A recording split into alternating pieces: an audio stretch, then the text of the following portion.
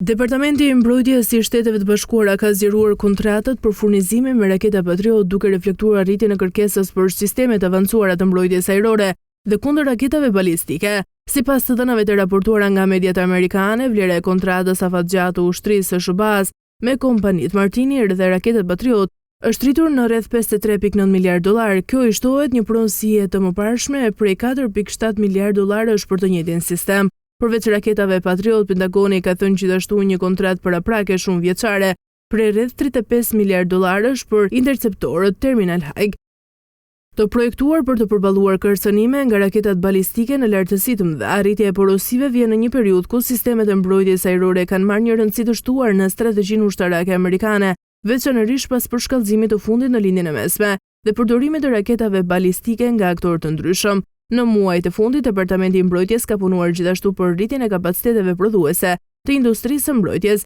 një marrëveshje me Boeing dhe Martini që synojnë rritjen e prodhimit të disa komponentëve kritik të raketave, përfshirë kërkuesit elektronik të përdorur në variantin Pak 3, mos e të sistemit Patriot.